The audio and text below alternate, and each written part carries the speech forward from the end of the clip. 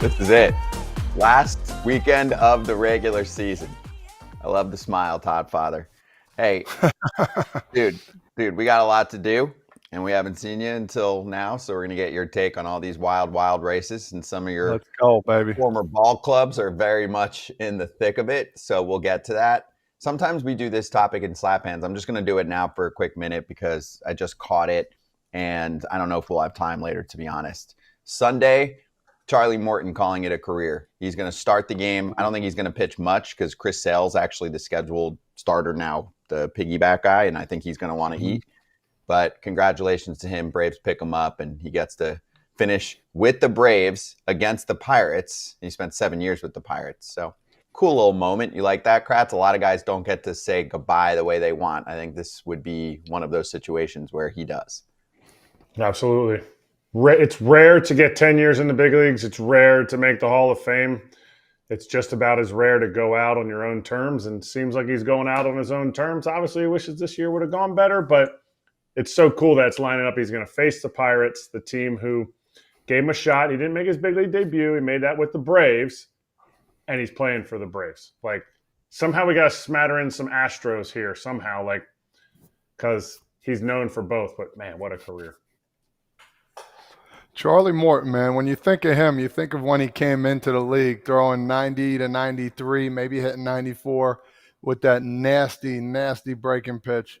And then all of a sudden, 3-4 years later, he caught steam and was throwing 97 to 99. Like, how do you do that? I don't know. I wish I could, go from hitting 240, which was my average, to 310, but that's just not going to happen. So for him, congratulations. God bless you, man. That's awesome. He got a World Series ring, right? If I'm not mistaken, he did, right, Scott? Yeah, yep. He did. Yep. And he exceeded all expectations because that 92 was very hittable. He had some stink to it, a little sink action, the curveball.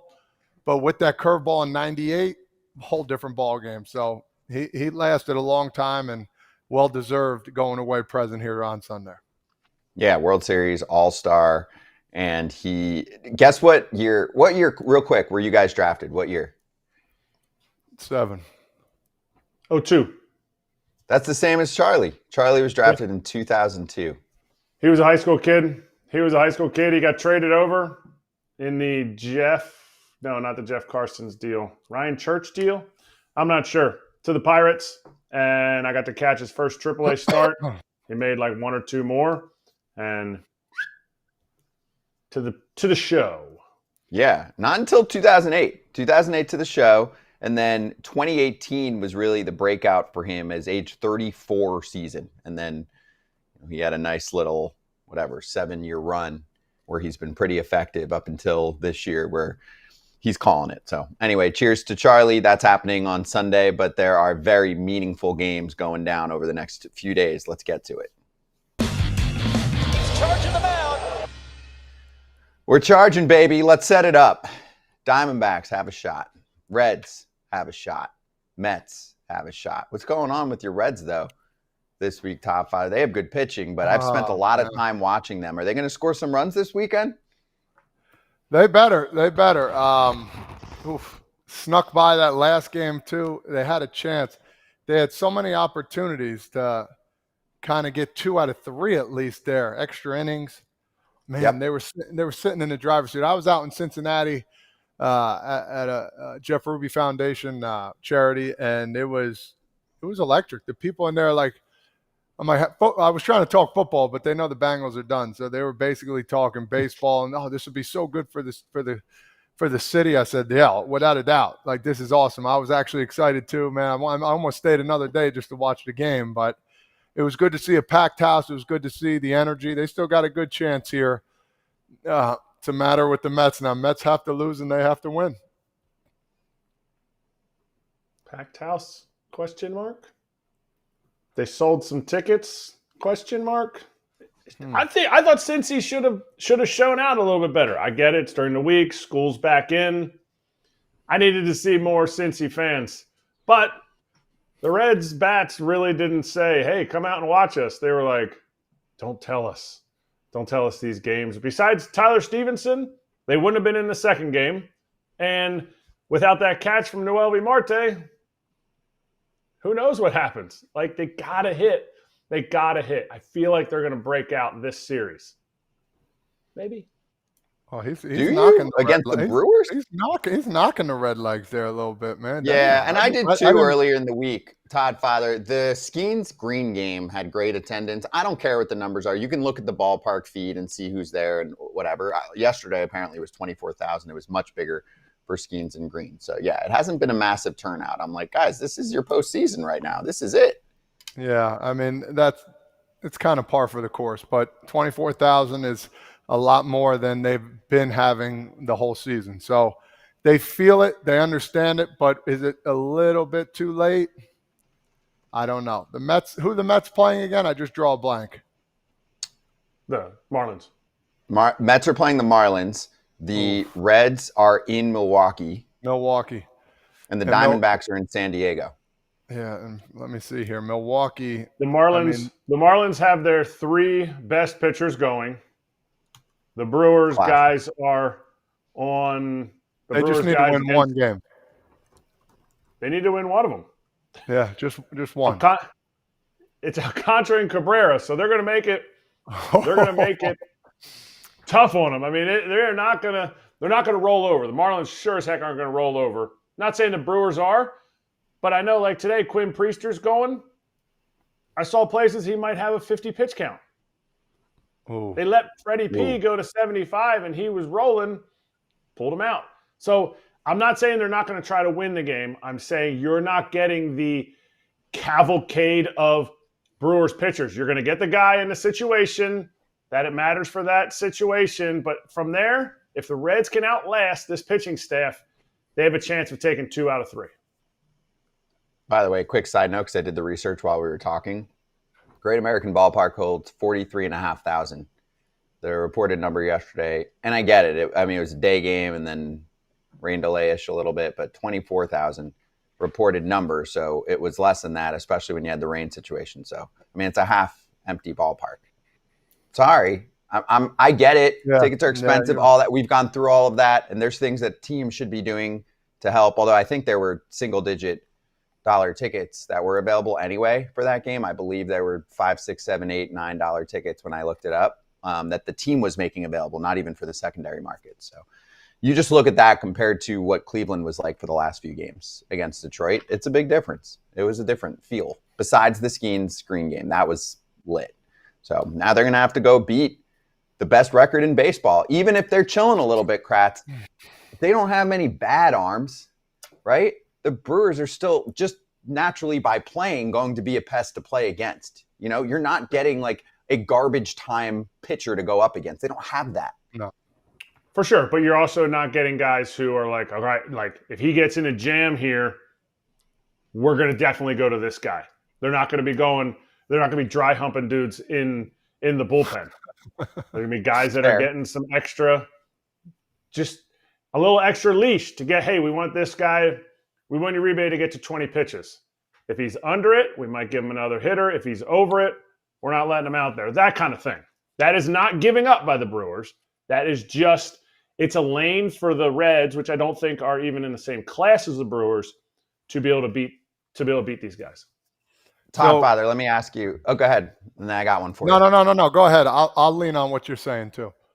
I want the hitter's perspective here from the other side, okay? You have 3 teams that have a chance at a playoff spot. The Mets are in control of their destiny. If the Mets win out this weekend, it's a done deal since the Mets were able to take care of business against the Cubs. But theoretically, you have 3 teams involved, right? 2 of them are playing teams that are already in the postseason and essentially know what's going on. They're not playing for much. And then one is going up against the Marlins team that can just have fun and play spoiler. Take me inside the brain of what a Padres or Brewers position player is feeling and what a Marlins position player is feeling. Is this like fun playing with house money? Let's just go rip the baseball because we're in the playoffs, or for the Marlins case, we're not, and let's just screw up their season. Well, first and foremost, as a hitter, at least what I thought, I wanted to have round numbers. I learned that from Dusty Baker. You know, if you have 89 RBIs, I want to get to 90. Just an example, like you're batting 269, you want to get to 270, whatever it is. Like that's what happened to me with the Mets. I was I forget what number I was, but I rounded it up to a higher number, and then they took me out of the game. So I can see that happening in Milwaukee for sure. And it's a happy-go-lucky atmosphere.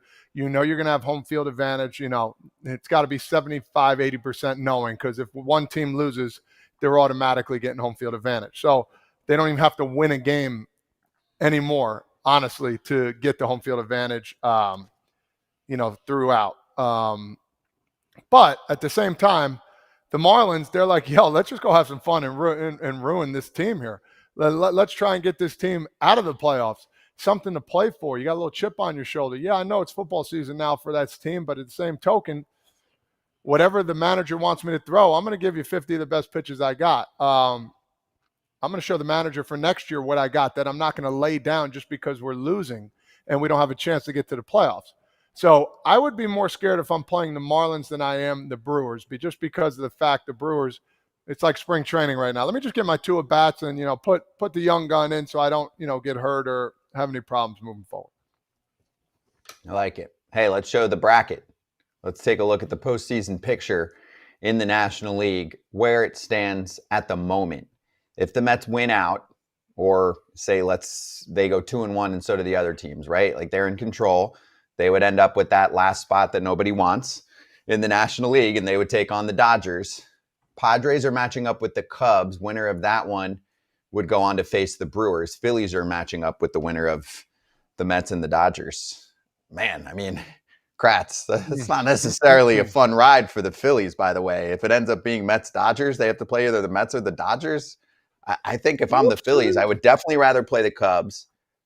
Padres, I think you could make a case either way there, and I would rather play the Brewers. I mean, maybe that's going out on a limb because they were the best regular season team, but I got to see them be different in the playoffs, which hasn't been the case for the last half decade.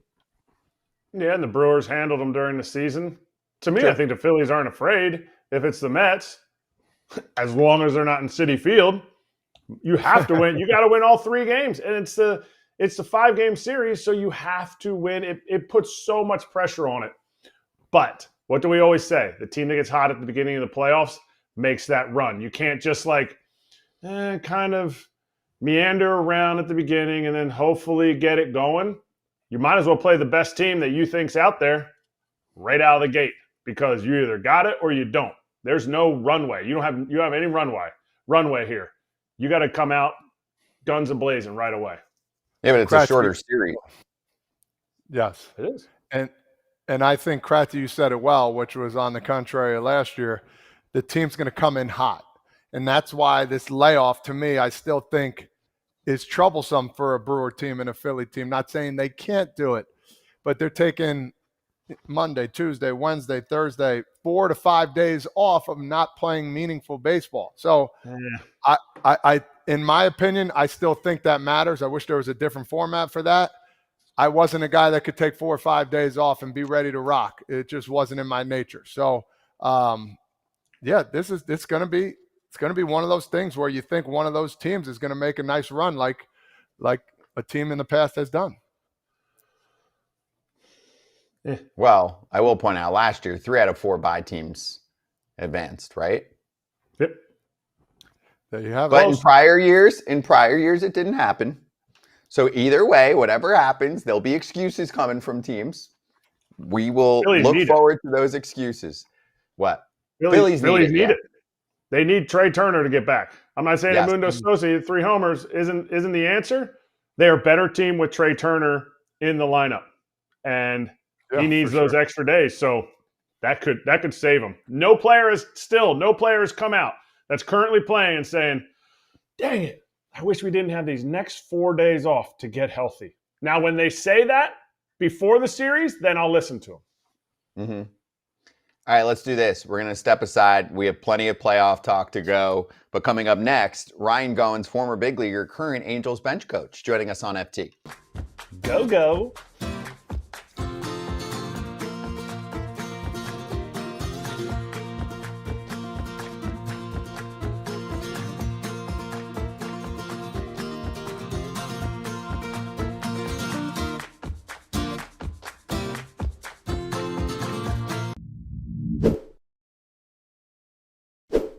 Kratz, let's talk about Omaha steaks, and it's not just steaks.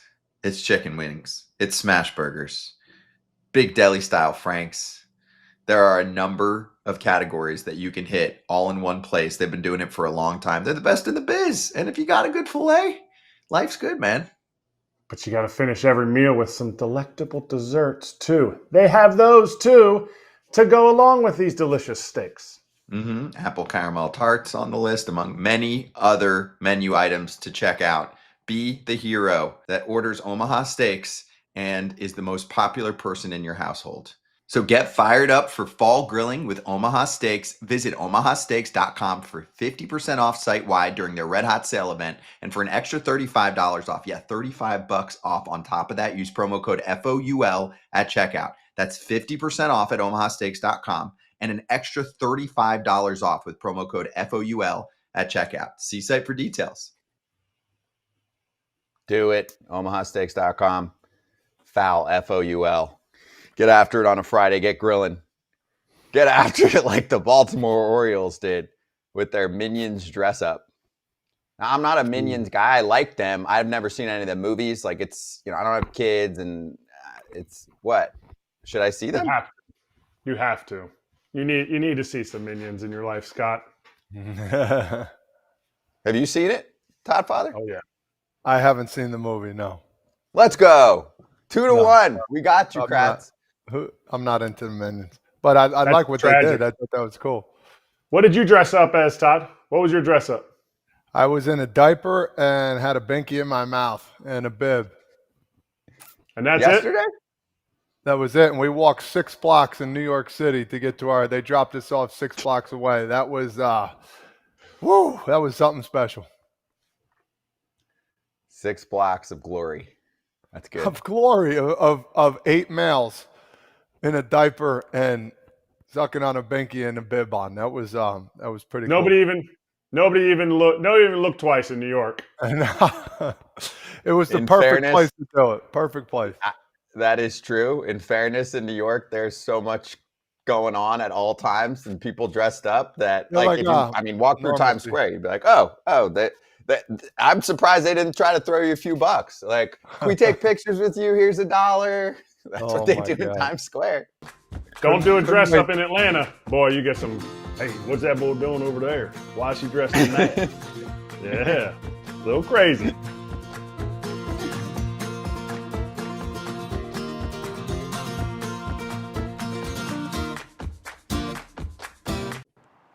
Hey, we've got Angels bench coach and former big leaguer Ryan Goins with us. Go with the elite background, too. How's life, man? It's good. Just doing some Starbucks Wi-Fi, enjoying the palm trees. It's all good. Hey, nice. They must pay infield coaches so much money. Look at that background. I thought infield coaches didn't get nothing.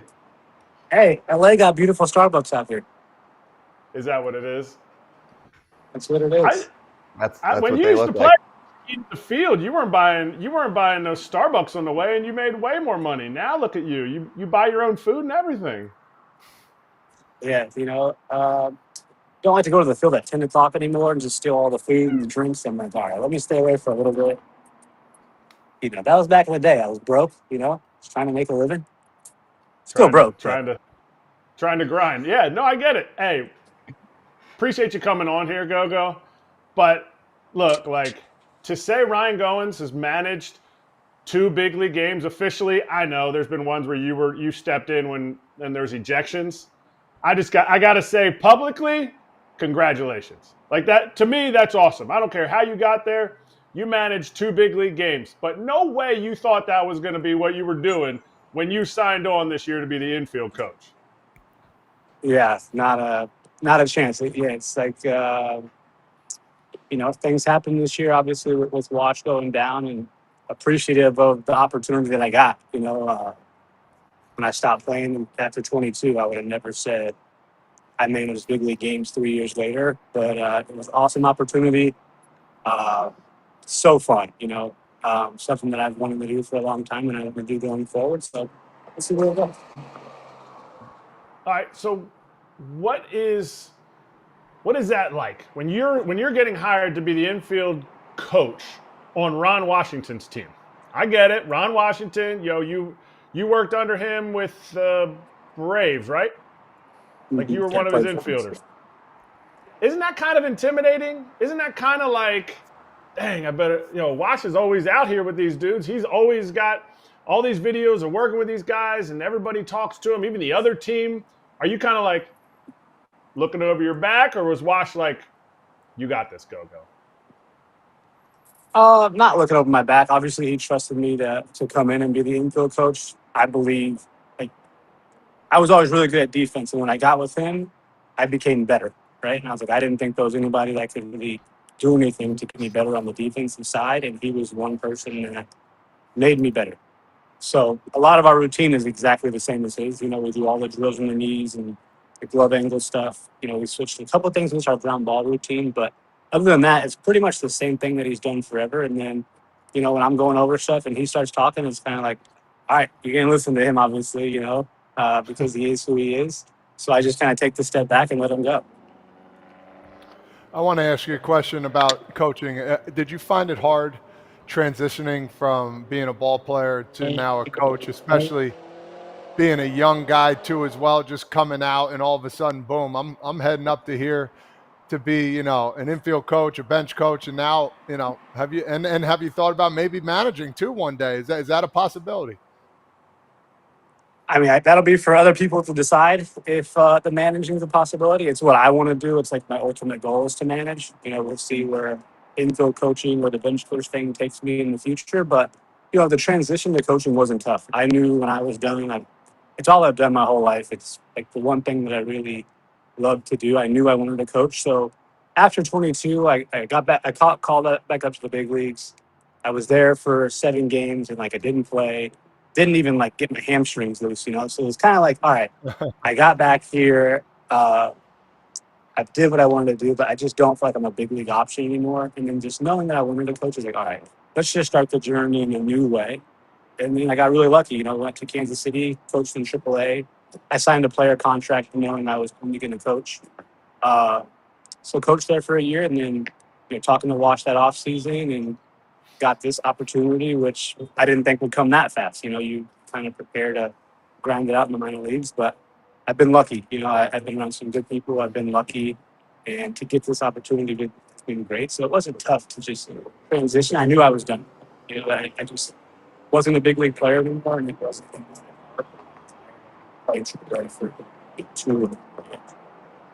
right, 2 things. Right before you came on, I'm not sure if you heard it or not, we were talking about rookie dress up. 1, what did you dress up as when you were a rookie? And 2, technically you're a rookie coach. Did they make you dress up? Because I know sometimes coaches do that. As a player, I dressed up 4 times. So I was a rookie every year to everybody. I guess when you're the guy that talks the most trash to the older guys, they just say, all right, you're going to dress up every time. I was a monkey. I was a sailor. I was like a bumblebee with the tightest clothing ever. I sung on the bus about 13 times. So I got the rookie times some. And then as a coach, no, nothing as a coach. I think we're past that, But it's been good, man. We have a lot of experience. I've learned a lot from the guys. We're not past it. Look, Go. If you we were on my staff, I would make you dress up because you were that guy. You would talk some absolute smack, and so you deserved all those dress ups. And I appreciate that how you handled it because you were pro about it. I just say, I got a mouth made for football, but I didn't get the body. You got a body made for golf. Football player. Body made for golf. Pickleball. Mouth made for football. Yeah, perfect. And hands made for shortstop. That's all I got. One good tool. That's it. Hey, that good tool got you a lot of time. I want to talk about your big league shortstop, though. You work with Neto. Obviously, we can look at all his numbers. We can look at what he's done. But talking to one of his other hitting coaches from another year, talking to his ex-manager, they talked about, I guess the kids would say, aura. They talked about how he kind of he just got something different. Can you explain that? And also explain how good Zach Neto is. Yeah, I get what you're saying with the aura. The way he carries himself, for being, 23, 24 years old, uh, he knows he's good, right? I mean, the way he goes about his business, like Miami guy, all these Miami guys are always pretty swaggy, have some confidence to them, can throw some jabs here and there. He's great. He's great to be around. But it's no mystery why he's good. The kid loves to work, right? Like he comes in, he works, he does everything he needs to do. He listens, he applies what we're working on, and it's been easy to coach him, right? You look forward to going to the field and coaching this guy. I'm excited to see what he does, going forward. That's going to be something special. Obviously, last year getting cut short and then coming back from the surgery, and then this year getting back. Obviously, the injury this year was out of his control with getting hit by a pitch, but this dude is he's a special man for sure. I want to talk a little bit about another team who you played a bunch of times, the Mariners, Seattle. You're a coach now. You got to understand the ins and outs of other teams. Tell me how you would pitch to Cal Raleigh. Like, what's the scouting report on this team that's got a really good chance of making a big run here in the playoffs? Watching him this year is amazing, right? I'm just going to pray for a base open and 2 outs so I could intentionally walk him to first, right? Like, every time he goes up there, you feel like he's going to do damage. He limits the chase, right? Hits the ball in the air to the pool side, from both sides of the plate, similar to what Jose Ramirez does in Cleveland. We were actually talking in the clubhouse, and I was, talking about MVP, and I was trying to give some of the other coaches a hard time and say, "Oh, Judge is going to win it," but I'm like, man, this guy's year has been unbelievable. Catches, a ton of games, hits like that, controls the pitching staff, which that pitching staff is incredible. It's been a pretty impressive and special year for him. So you've seen it. Is he the MVP? Is Cal the MVP? Or what did the coaches say? What have you heard on your team? Everybody's got Cal Raleigh. I want him to win it as well. I mean, he deserves it for what he's done, right? Like, probably the most special year the catcher's ever had in this game, and this game's been out a long time. But man, hitting 325 with 50 is pretty good too. That's hard to get around as well. For sure. But let's go back to earlier in the year. I was watching the Angels game. The Yankees came in, and Wash was still on the bench, and he was like, yep, four. Now he's got, I think he broke the record for a season of intentional walks by a Yankee. Judge did just last night, or maybe it was the night before. I haven't seen that from Cal Raleigh. So is there really that same fear of Cal Raleigh that there is of Aaron Judge, and doesn't that go into the MVP vote? Hey, I don't know how the voting goes, but I know when they both step up there, they have a chance to go deep, and I don't really want to throw strikes to either of them. So, you're not going to pick one wrong, right? You're never going to have one wrong either way. I know EY was talking about co-MVPs. I don't think that'd be terrible either. They both had incredible years. Oh, wow. I like that too. I think that I don't see that as a bad. I mean, the way things are going now, I know Kratzy. So don't do. I know one guy's got to win. Let's not get participation trophies, but there you go. Thank you, Go-Go. You know that. Somebody's got to finish second. They don't give the World Series trophy to both teams. There you go. I like what EY said. I like what he said. Oh, well. Hey, Go-Go, I'm going to jump in here. Question for you. I mean, the Angels obviously aren't postseason bound this year. I know the team's got a nice little young core going here. How do you cut down the strikeouts? I know that's been the big talk the last couple months. What are you seeing there, and what can you advise? Take away the mechanical portions of things. What is going on? Well, I don't know if you've pulled up my baseball reference page, but I'm probably not the poster boy for talking about people striking out. But man, I will say that, and I don't want to make it sound like, oh, new school this. Like, I watch these pitchers go out there and pitch, and I'm like, thank God I don't have to grab a bat.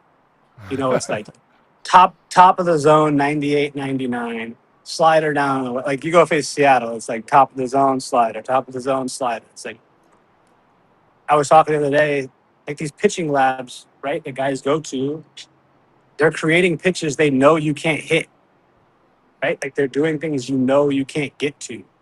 And we have all the information. So, like, as hard as it is to already get a hit and just hit the ball forward, like, they know what you can't do, you know, and they're just trying to expose that over and over and over.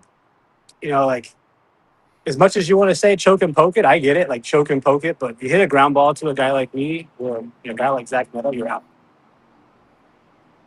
Yeah, we don't play high school where it's like, hey, put the ball in play. Like something's gonna happen. Normally it doesn't happen. Even on the worst fielding teams, normally something doesn't happen. Yeah. I mean, you can say all like, back the ball up, it'll put you on time for a breaking ball, this and that, but like, hey man, hitting is getting so hard. I watch it. Not even us, other teams. Hitting is how these guys just like get better, like the pitching side of it, how they just keep getting better, or like the stuff becomes different. You know, like the sweeper, right? Like who knew you could throw a ball, one moving this far or that way, and then one moving the same the other way. Like, good luck. That is good for you. You are because you've been out of the game the perfect amount of time. You've been out of hitting the perfect amount of time where you're like, I figured it out. But you're so honest and real, you realize this John was super tough. No, it's crazy. So yeah, and then I know I'm not going up there with that. I mean, look for like, all right, I guess this is not going in the right direction. I can still fill the ground ball with the best of them, but hitting it forward started to be a problem. All right, we love getting into like, how's the background of this stuff going? You texted me this morning when I texted, hey, looking forward to seeing you on the show. You were like, shipping my truck. What's that process like? Because people come to watch our show because they're like, I kind of want to see more than just like the Bobo answers. You got to ship your truck home. This is something that people don't understand. The season's almost over, so you're doing some other planning stuff. What's that look like, and what else are you doing? Yeah, you got to pack up all the clothes, get it in boxes, pack it up. Find car shipping. We have it nice, though. The person that we've always used here with Anaheim, our travel guy, Tom Taylor, kind of put me in contact with the lady, and every time I've shipped my car, I've just gone to her, and she figures it out. But yeah, you know how it is. Like, we'll be there between 8 and 12, and you're like, oh, perfect. Yeah, just let me know when that window is, So they called me at like 8 in the morning, like, oh, we're going to be there in 30 minutes. And I'm like, oh, that's great. So, a guy just comes in, takes your truck, drives it on the ramp. And he's like, all right, I'm done. I'm like, that's it? Nothing, no pictures. So sign one little sheet. Good to go. Kind of just get all your ducks in a row. And then now from this Starbucks Wi-Fi, I got to go to the airport and go get a rental car until I head home. I got real people problems. Real people problems. So last one for me here. I got to be honest with you. It drives me crazy every time I see the video online.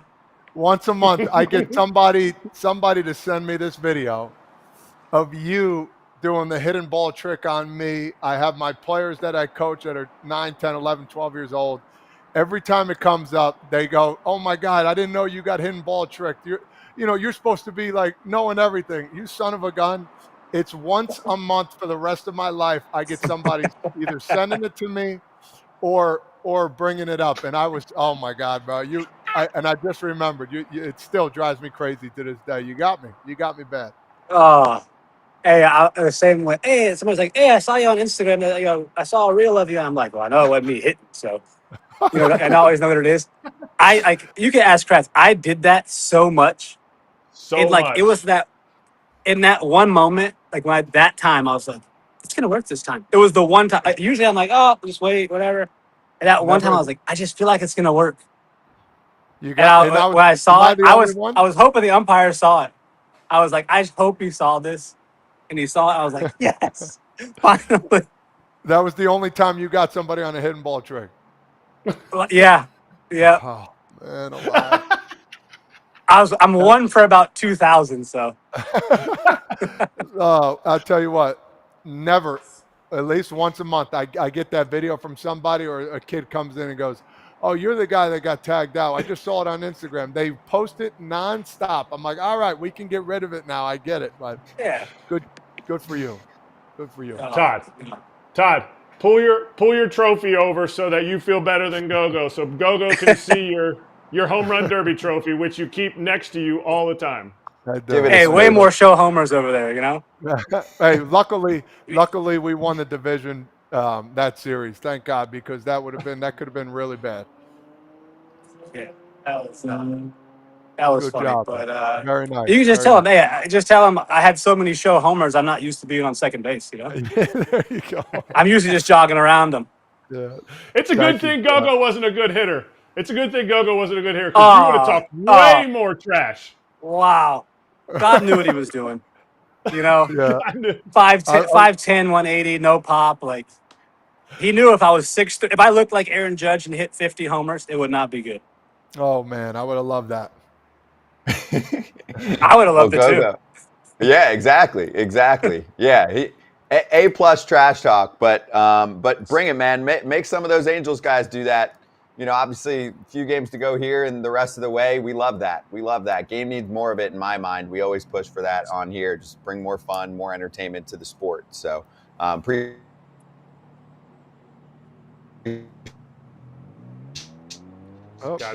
Scotty's Somebody's got to coming on. Appreciate He needs Starbucks Wi-Fi.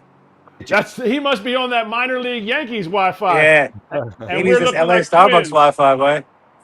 I was 180 in like sixth grade. Sixth grade? Gogo, so Yeah, don't worry for sure. about it. Appreciate you. I Gogo. appreciate you guys, man. Have a good finish to this. Oh, there he goes again. Dang on. Y'all be good. I appreciate it, see man. you later, big dog. We'll catch you later. All right, fellas.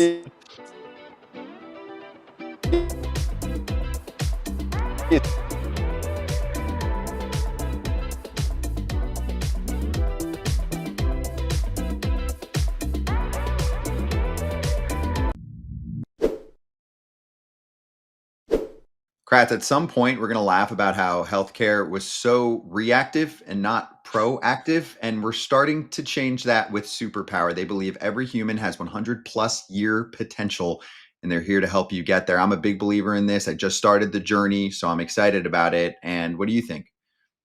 As a player, you're always looking ways to improve yourself, improve your health. And this is an easy way. Superpower's made it way easier than when I was playing. You had to go get all these lab panels, and it was a long, drawn-out, expensive process. But now with Superpower, so this is awesome for me. I'm excited about it. They'll send a licensed professional to your home, or you can visit a nearby lab. For a limited time, the FT fam can get $50 off an annual Superpower membership by using code FOUL at checkout. Just head to superpower.com and use code FOUL to get our exclusive discount. Your biology decoded, your blueprint activated with Superpower. After your purchase, they'll ask you where you heard about them, and please support FT and tell them we sent you. Hey, we're back. Jose Berrios has been a model of health, for real. This is the first time he's placed on the injured list in 11 years, and they're checking out his elbow, and that's concerning. Especially Kratz, your boy John Schneider, said that this isn't new. It's been an issue going for a bit here, and I think it just reached the boiling point. You saw a little bit of a decline towards the end of the season, too. And man, to go 11 years and pitch in this day and age and to have the success that he's had and not go on the IL, you hope this is not what we think it is. But this is a guy who clearly was pitching through something, and you just got to get it right. Yeah, and you give them credit because they were fighting to get in the playoffs here. And now that they're in, it's like, all right, maybe I can keep going through. That's probably what the mindset was, you know. Speculation, of course, but maybe I could fight through this, get through it, and hopefully help this team in the playoffs, and maybe we could look at it later. But, yeah, unfortunate, very unfortunate. I like the guy. I think he's been great. You know, if I'm playing against him, he's a really good ball player, and this is going to hurt a little bit. And if he was going through this was a guy that he agreed to pitch out of the pen on a random day, I think 2 or 3 days ago. It was looking like he wasn't going to be in the rotation for the playoffs. And he agreed to pitch out of the pen. So to do that and you're hurting, that to me, that's another level. But, you know, we'd have to ask his teammates, you know, how they feel about it, because I think that's a boss move by him. No doubt. Gamer. Yep.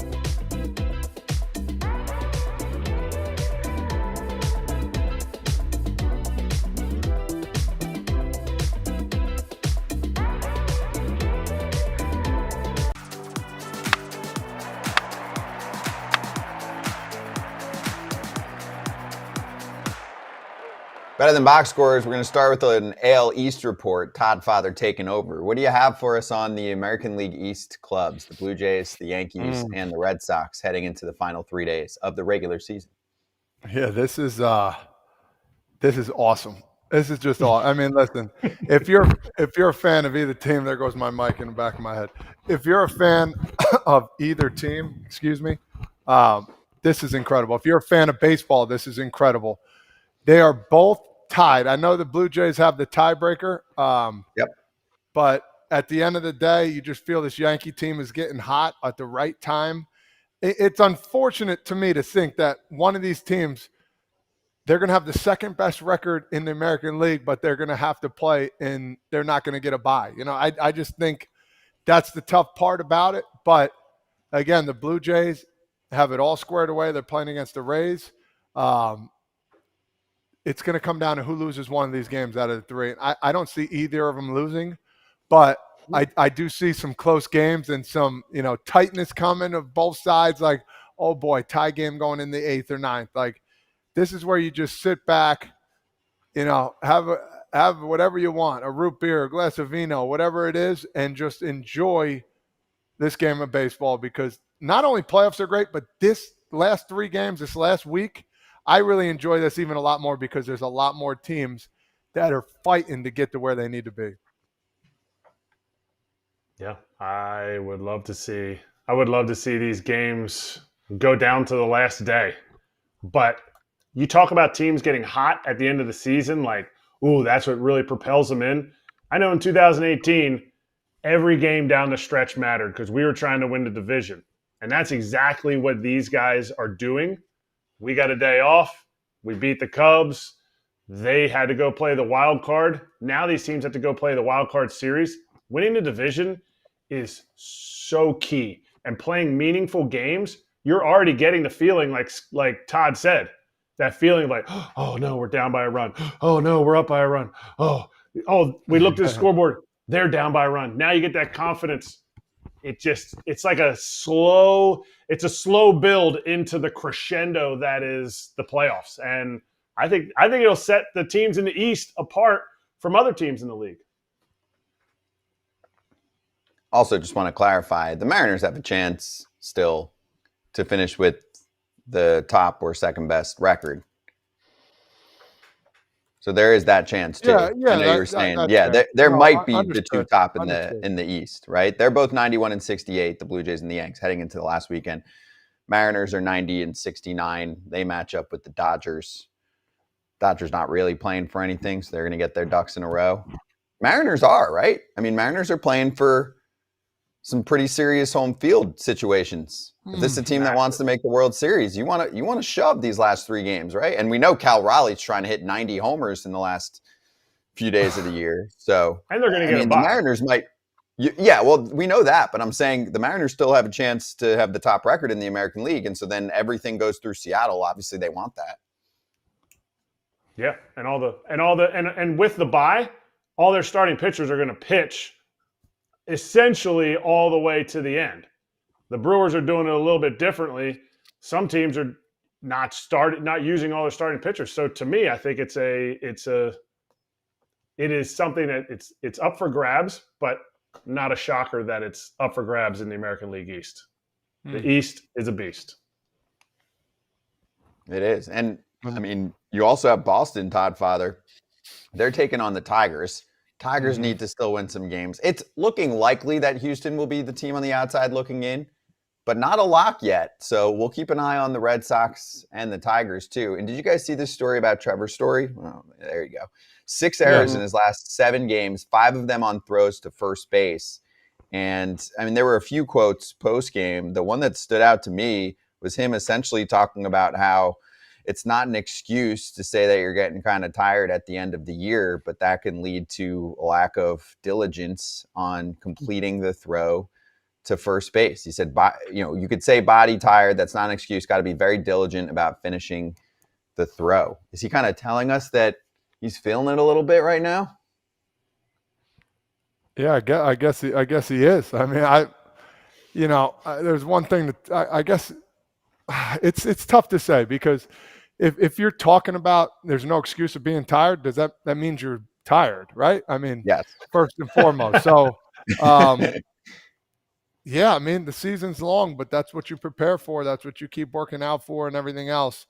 I give him credit for even saying it because I was too. I was exhausted. I think a lot of guys are at the end of the day, and fortunate for them, he's still able to play. So find a little mustard in there and keep working, and fake it. Go ahead, man. Get out there and fake it. Get some energy in you. Take another coffee. Whatever it is you have to do to get energized. Got a couple weeks of trying to win a World Series. Wake it up. Get an IV in you. Something. Get going. And if they clinch tonight, maybe give him a couple of days off because you need him to be upright and not making throwing mistakes once per game in the final week of the season like it's going. Days off? No, those are bad. Those make teams lose. Days off, never. Right, Todd? Oh, here we go. This is a Kratzy problem because whatever he says is right. That's the issue we're having here. I want to play more baseball games. I don't want to sit around for 5 days. I won a division and I'm the top guy and I'm not playing. I'm frustrated. I want to play, man. And then this team's coming in hot as can be. I don't want to play those teams. Yeah, it's case by case, though. My point with Trevor's story is if he's clearly indicating he's feeling a little bit, then it's load management. Yeah, but that's 100%. The guy needs a break, you give him a break. Let's get to Ken Rosenthal, FT Senior Insider, joining us in 2 minutes.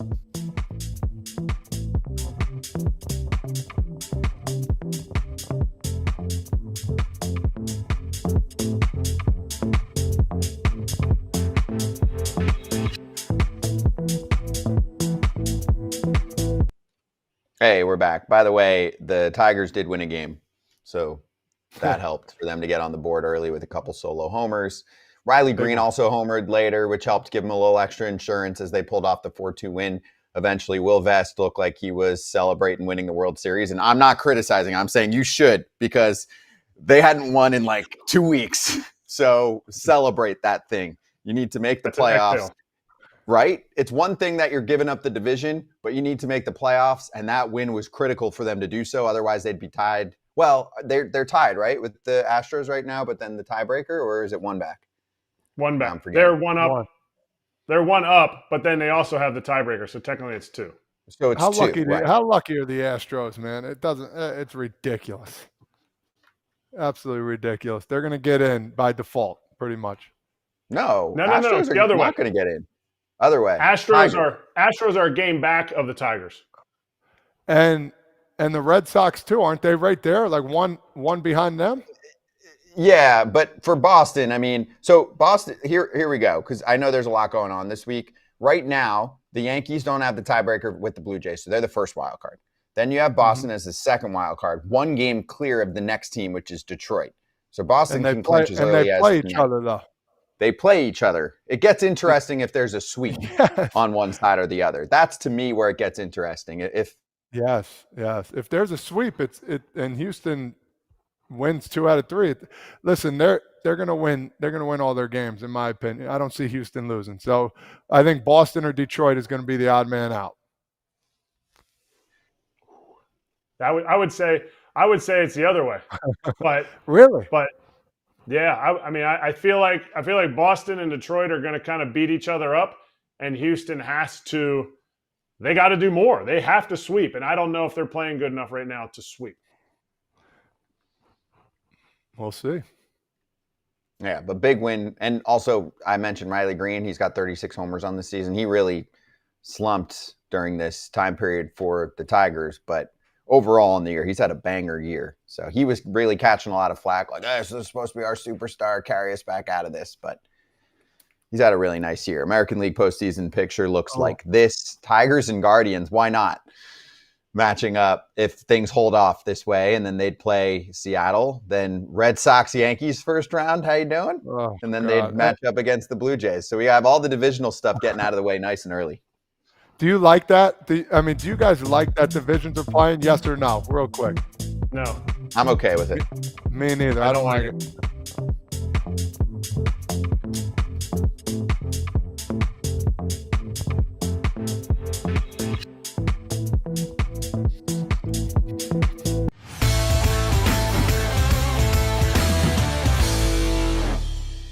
Let's hit the inside scoop and let's talk absolutely insane postseason picture with FT Senior Insider Ken Rosenthal. I'm going to bring this question right to you, Ken. Todd Father brought it up. Do you like the way that the American League is lined up right now, where all of the divisional battles are going to happen early in the postseason? Or do you think that there should be some type of levers in place to try and prevent that, which can happen? I mean, MLB can do that if they wanted to and say, hey, you got to play a non-division or whatever.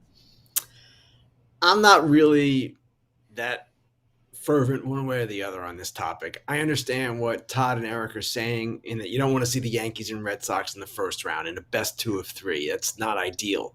But at the same time, that's the way the playoff system is set up. I don't mind it. I understand, again, that the argument would be save those matchups for later. And then in the division series, the way it lines up right now, you'd also see a divisional matchup. But with the schedule more balanced now, not totally balanced, but more balanced than it used to be, this is okay with me.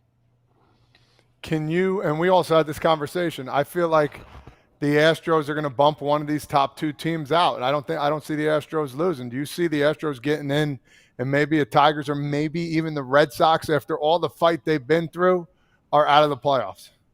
Todd, for me or anyone else to predict anything at this point would be sheer folly.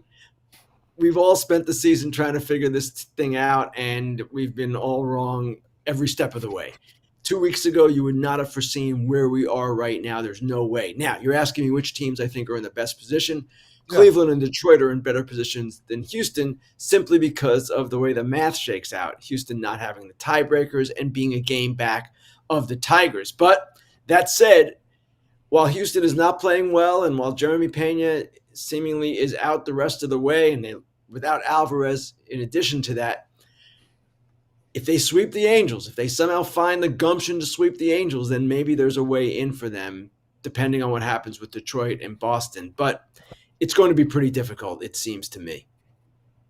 Do you see any indication that the trend of home or teams winning at home during a regular season continuing into the playoffs? Obviously, that's a crapshoot, but is there anything that's leading to that, like the drastic change this year in teams winning at home? And then, because the other year in the World Series, I think every road team won every game for all 7 games. Erik, I haven't looked at it that closely, but if I recall correctly, the last time I looked at it, that home field advantage in the best 2 of 3 is not as meaningful as you might think. It's meaningful, of course. You would rather play at home. And if you're, let's say, San Diego or Seattle, which of course is not going to have to play in that round, one of these teams that plays really well at home, Philly is another one, then yeah, you'd rather have that. But I remember Texas going into Baltimore a couple of years ago and sweeping them without home field advantage. It just doesn't seem to be that big a deal. That was the division series I'm referring to. But there have been other cases, too, where the home field has not always won in this best of 3 round. And really what matters to me most, or what should matter most, it would seem, based on the way this game has been played forever, is the starting pitching and how it lines up. And that, too, is something that will be determined this weekend. If Detroit, for instance, does not clinch by Sunday, they've got to throw Skubal. They don't want to do that. They'd rather save them for game 1 of the wild card series if they get there. Same for Cleveland with Gavin Williams, and there are some other possibilities like that in play as well. How about health? How about working? Because we talked about, Todd and I talked about it. Going in here, you have those days off. The teams that aren't getting the bye that they usually do get the bye, the Dodgers, the Yankees, are they at a disadvantage based on where their team is healthy-wise? Because the Dodgers have spent the whole season trying to get healthy. Now they are healthy, and they still don't like some of the guys that they have in their bullpen who aren't hurt. I don't know that it's affecting those teams as much. Certainly the Red Sox are one example. If Roman Anthony is indeed capable of playing in the playoffs, and we don't even know where he is in that recovery from the oblique, but if you could get the bye in their situation, it would be helpful. It's going to be helpful for the Phillies with Trey Turner. It would be helpful for the Blue Jays with Bo Bichette still on the mend. So there are individual circumstances where certainly the bye is helpful with regard to health. And Giancarlo Stanton was quoted last night as saying it's always helpful because there are guys who are banged up that we don't really know about, or we don't know the extent of how they are banged up. And it's also helpful for bullpen arms that need a little bit of a break, which is pretty much to say every bullpen arm going right now. So it's definitely viewed by teams as an advantage. At the same time, we have seen over the years, especially in 23, when you saw 2 wild cards make it to the World Series, that momentum you build in the playoffs can carry you through. And there's not really a correlation between late season success in the regular season and the playoffs, but there is once you win that first series, you start getting it rolling like the Rangers and the Diamondbacks did, and maybe then you have something. I want to ask this question about Cal Raleigh. You maybe hinted on this a little while ago, but are we not talking enough about him getting to maybe 62 home runs and tying the record? Have we not gotten into that as much? I mean, I feel like you see it, but it's like, all right, whatever. Like, I don't know. I feel like it's not being touted up enough. It's funny, Todd. A few days ago, I started thinking we're not talking about Judge enough and what he's doing. And you might say, how can that be, Ken? He plays in New York. But because of Raleigh getting to 60, which is an incredible accomplishment, there has been, in my view at least, from what I've read and seen, a lot of attention on him. And a lot of people coming out and saying, how can this guy not be the MVP when he's a switch hitter with the most home runs by a switch hitter ever, when he's a catcher with the most home runs by a catcher ever, when he's doing all the things he's doing behind the plate? What I feel has gotten lost somewhat, and I know people might take exception to this, is the historic nature of Judge's season as well. And Jayson Stark, who I believe you're going to have on later in the show, he'll point this out and he'll explain it better than I can because he wrote it in his column today. We are witnessing yet another all-time great season by a right-handed hitter in Aaron Judge. And while there's nothing as dramatic as Raleigh's 60 home runs, and it's certainly not being done by a catcher, it's being done by a right fielder, his advantages in average, on base, slugging are so distinct and so unique that that's something too. So we're going to be talking a lot about both these guys as the season ends. And if Raleigh gets to 62, that's another data point, I guess. I've said all along, there is no wrong choice for MVP. And I just don't know which way this is going to go. It's such an interesting race because in many ways, guys, this is apples and oranges. And that's what makes it so difficult to judge and evaluate. And it's also what makes it so interesting and fun to talk about. Ken, let's cover your latest article.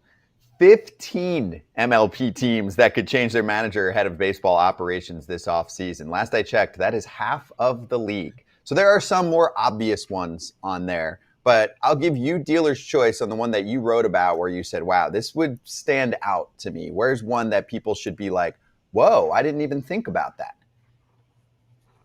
I would say pretty much all of these have been thought about. Now, there are 15 teams in there. I included the Mets and Tigers and their managers just because their teams have collapsed in a historic way. I don't believe either A.J. Hinch or Carlos Mendoza is going to get fired or should get fired. The one thing that jumped out at me in compiling this story was really the Pirates situation. And Ben Cherington, I learned and reported, is signed through 2027. He is their general manager. He's been their general manager for 6 years. They've had a losing record every year. Couple things that are interesting here. The last time owner Bob Nutting cleaned house, Neil Huntington had 3 years left as GM. Clint Hurdle had 2 years left as manager. He wound up eating more than $10 million. So the fact that Cherington is signed for 2 more years won't necessarily preclude Nutting from firing him if that is what he chooses to do. But the other interesting part about Cherington is they've got some pieces in place. And it's Skeens, of course, but all that young pitching surrounding him. It's Connor Griffin, the game's #1 top prospect, coming up probably as soon as next year. He's a shortstop. They're clearly imbalanced. Too much pitching, not enough hitting. And that needs to be addressed. So will Nutting address this? I don't know. And it's an interesting question that he faces here. I know a lot of people in Pittsburgh want to see change, understandably so. And a lot of people in Pittsburgh believe the biggest change needs to come all the way up top with Nutting. But this one situation that is particularly interesting, and I'll give you something else too, Scott, that, and again, researching this article did jump out at me.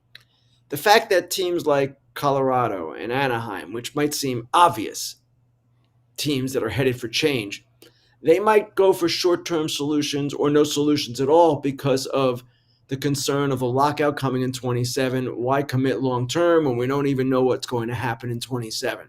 That might seem self-defeating in many ways. You got to fix your team, right? But owners think differently than you and I often, and they might be thinking along those lines. Like Colorado, if they were going to fire their GM, and they still might, probably should have done it already and started their search, much like Washington did. But maybe their owner, Dick Monfort's thinking, you know what? I'll stick with Bill Schmidt for one more year, Warren Schaefer for one more year, and then once 27 is resolved, I'll figure it out. I don't know that his fans would be happy with that. I don't know that the industry would look well upon that, but that is one scenario that was presented to me. Which of these positions is most coveted by somebody, say, like a David Ross, somebody who's not going to just take any managerial job, like I have to be a manager and get your foot in the door? Which of these positions is that like, hey, you know what? I kind of see a light at the end of the tunnel?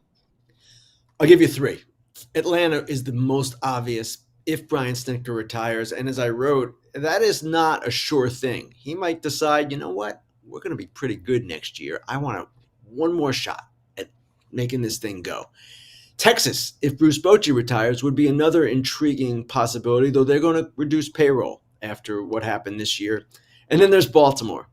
And Baltimore is a team that clearly needs more out of their young position players, a lot of whom have stagnated or regressed this year.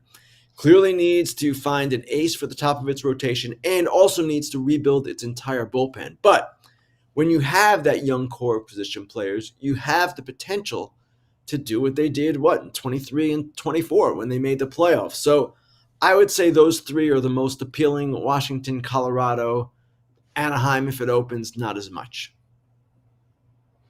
Hey, Ken, I know in the beginning of the article you mentioned Torey Lovullo. How much can things change in that form? And I know you also prefaced it by saying, hey, Ken Kendrick, definitely, I would say one of the more competitor appearing owners in the sport, so he might do something crazy. But in this case, Arizona selling away, half of their team and still being in it with a few days left to go has to tell you that the manager still very much has his players in focus and liking what he's bringing to the table, right?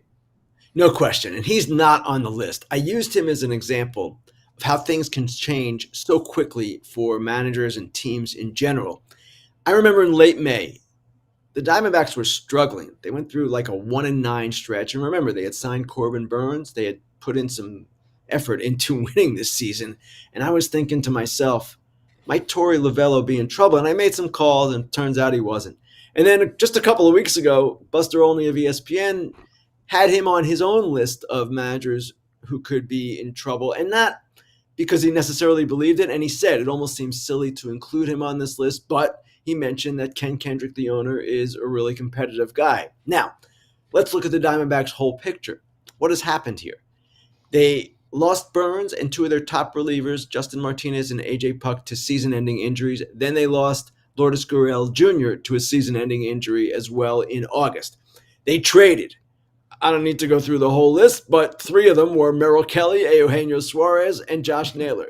And yet, as we enter the final weekend, they are still in contention. Now, that's partly because they have three great position players, Carroll, Perdomo, and Marte. But it's also because Torey Lovullo has figured some things out with them, kept them going, and all of that. And I mentioned two other examples of how things can change quickly. Dave Roberts, last year's division series, they lose that to San Diego, get knocked out for a third straight year by a division rival in the first round.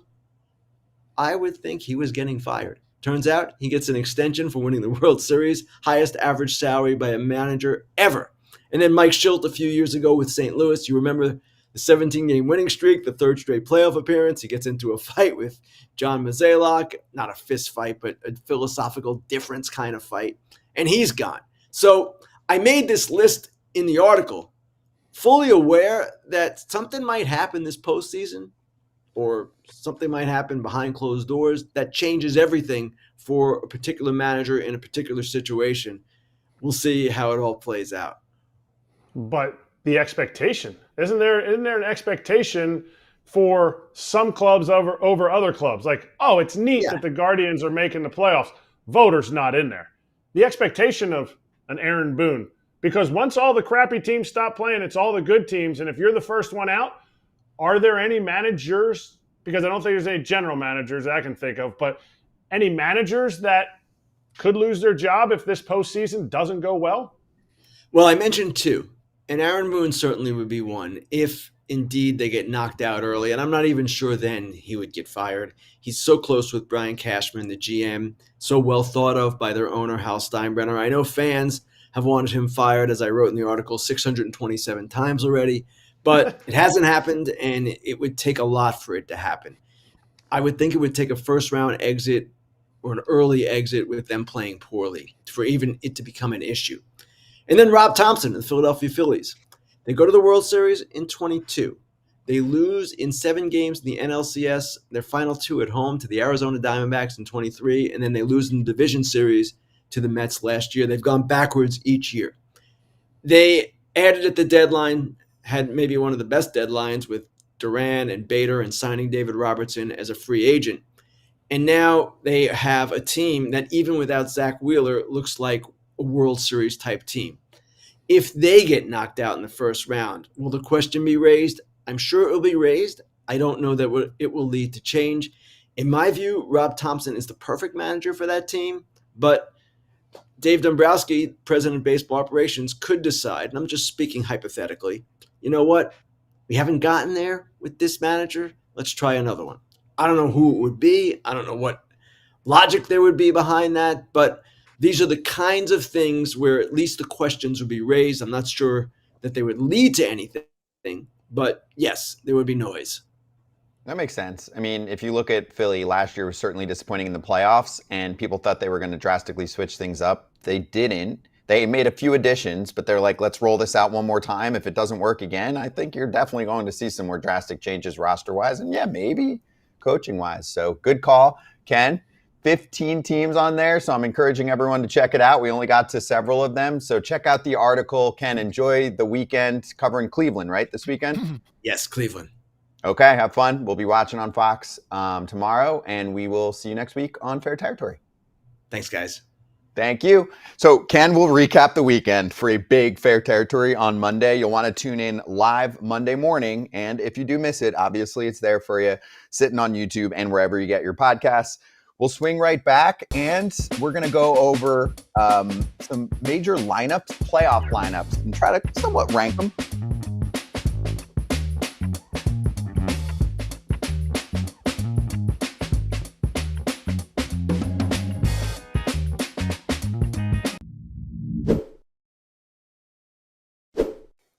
When you think Fair Harbor, you should think soft. You should think buttery liner. But it's not just the bathing suits or the shorts. It's also sweatshirts like the one that I'm wearing right now, Kratz. It is stupid soft. It's ridiculous that a shirt that can, 1, keep you warm, 2, be so soft, and 3, so lightweight, like the collar, everything. You don't even feel like you actually have a hoodie on, but you do. It is a lightweight hoodie, and it feels incredible. So you should go get one yourself. Also, for bathing suits, for shorts, for whatever clothes that you're interested in where you want to basically feel like you're not wearing them, but you are, that's what Fair Harbor can bring to the table. So head to fairharborclothing.com/foul20 and use code FOUL20 for 20% off your order. That's Fair Harbor, HARBOR, clothing.com/foul20 for 20% off your order, and make sure you use that promo code FOUL20. One thing I've learned about our sport, specifically with John Fisher, the owner of the A's, is if you read something on social media and you think it's a joke, it's probably not. Example Z, the scoreboard at the ballpark that he's using for the next few years was not working for the start of the Astros-A's game. I'm just going to leave it out there for you guys. They're playing a travel ball game. I love that. nobody knows the score, and you can give out a hit if you really want, even if it was an error. Like, yeah, that's my boy, that's my son. I'm giving it a hit. No worries, all good. Yeah. So I mean, the yeah. A's are so the A's and John Fisher are looking at Game Changer now. Is that what you're saying? They're Yes. following it on Game Changer, like single to left fielder with like the fake noise. Yeah. No Foul chance he knows ball. what that is. No Foul chance he knows ball. what that is. The thing that still gets me crazy is like you'll be watching the game and they're like, oh, they're bringing in a lefty. Oh, here comes the bench bats from left field. They were just swinging. Now they got to get back to the bench in case they're needed. I'm like, geez, it's beyond embarrassing. It probably stands out less just because the A's were knocked out of it so early on this year with the losing 20 out of 21 or something crazy back in the May area. But I'm just embarrassed for the sport. Everybody else in the industry that doesn't have control of this feels the same way, but it'll keep going for a couple years. So get used to it. But they were doing that in Oakland. There was only one batting cage in center field, so you couldn't hit to get ready. Oh, wait. It's not big league. Not big league. Yeah.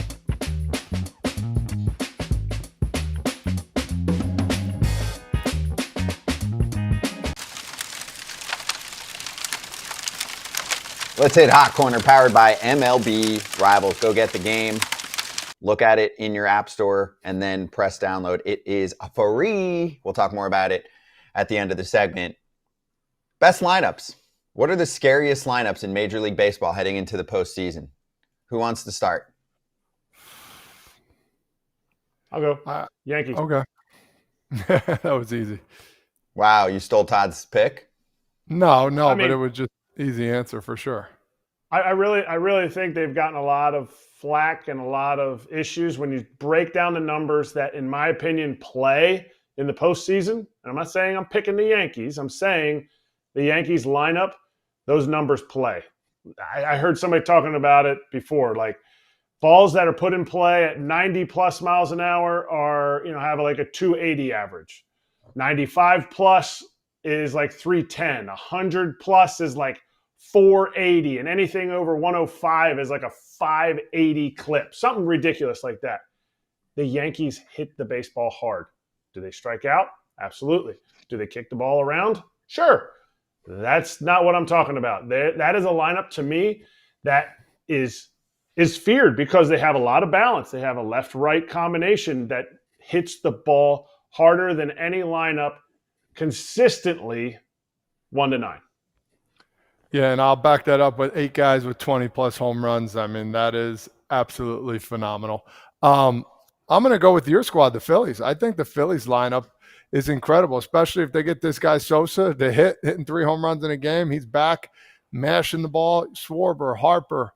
I mean, I love everything about this Phillies lineup. They've been there before, and where they play is pretty incredible too. So I wouldn't mind a Yankee-Philly ending to this beautiful Major League season for sure. If not the Yankees, what else do you like on the American League side? Name another lineup where you're like, that's scary. Lineup? Yes. I think there's – I don't think – I mean, I guess you're going to have to go to Boston. For me, you go to Boston. More than maybe Toronto? I'm missing somebody. Who? I don't know. More than Toronto? You guys aren't scared of Toronto? Scary. You said scary. I think Yeah. Toronto's a better. I think they produce more runs. Clearly, I think they actually do produce more runs. It's not like even an opinion. I think they've scored more runs. I just think Toronto scores it in a different way. That I still have a few days till I get to pick my playoff predictions. If I have to decide, is the Blue Jays lineup, is the Brewers lineup, 2 lineups that are going to play in the postseason? Is it going to be based on matchups? Do the Blue Jays get that bye? Who do they draw in the first round?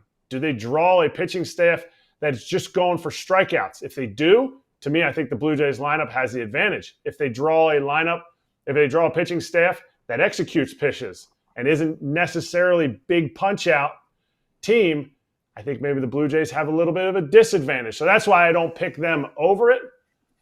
I think there's just more I think there's more punch that there could be in the Red Sox lineup. Okay, that's interesting. I mean, they're neck and neck in terms of runs scored this year. I would still give the advantage to the Jays, and the Red Sox definitely have more of a hitter's park. So if you're going to look at some of the other park-adjusted stats, the Jays probably have the advantage. But yeah, what do you think, Todd Father? You see both of those teams pretty frequently. Scarier offense if you're a team facing the Blue Jays or the Red Sox? Where do you feel like there's a little more intimidation? Oh man, I don't know. I really don't know. I think the Blue Jays have had their number this year. I mean, they definitely have 5 and 8. You're saying against the Yanks? Yeah, against the Yanks. I'm not sure. I honestly think the Mariners are probably the only other team that can stack up against them in the playoffs right now. I don't, and they've been hitting pretty well. Their pitching staff is pretty good. I think it's the Yankees to win the AL. In my opinion, I think the AL is for the Yankees to win. I don't care what happened in the regular season. They have the lineup loaded, even with all the injuries they have. Luis Gil is back. Max Fried, Carlos Rodon. It's theirs to lose. It is crazy when you just look at runs scored. And again, I know some ballparks are not as easy to score in. The first 11 on runs scored are all either playoff teams or in the mix. I mean, the only team that you could single out really would be the Diamondbacks. They have the 4th most runs scored as of today, and they're on the outside looking in, but barely. Everyone else is a playoff team. Yankees, Dodgers, Brewers, that's your top 3. Then the Diamondbacks. Then it's Red Sox, Blue Jays, Phillies, Cubs, Mariners, Mets, Tigers. Those are all playoff teams. For a while, we'd always look at run prevention. Runs scored is the bigger indicator for this year. I mean, if you can score runs, you're going to be a playoff team. Mm-hmm. Yeah, I get it. I mean, but I bet the pitching staffs are all right up there too. You're not going to have a 25th ranked pitching staff in your lineup. So I mean, I think if you did the same breakdown for the pitching staffs, nope. I think wrong. Okay. And again, there are deeper stats, so I'm just doing what is now looked at as the basics. But if we just look at team ERA, number 1 in baseball is the Rangers. Then you have the Brewers, but the Rangers aren't in. They're very much out. Then you have Brewers, Padres, Guardians, Red Sox. Then number 6 is Kansas City. Number 7, Pittsburgh. Then you're at the Phillies, the Cubs, the Mariners. Then you've got the Rays.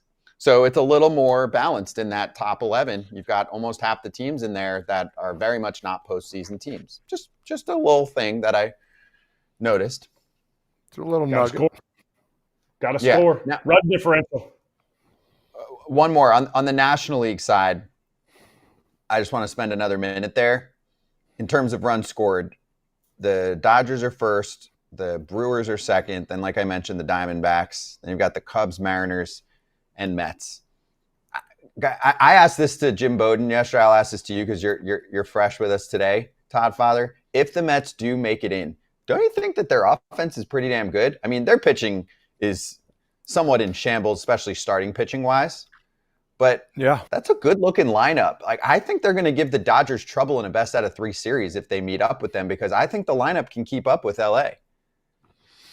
I do too.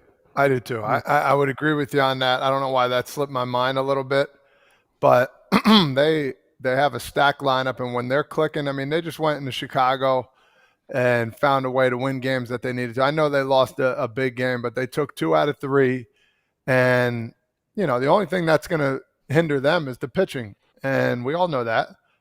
But I mean, they have a squad that can mash too. I mean, Pete Alonso, what a year he had. I mean, honestly, good for him coming off of the bull that they were giving him, not trying to pay the man exactly what he deserves. And he has something to think about in the offseason, but they do have a team that can go into LA and win 3 out of 5 games easily. 2 out of 3.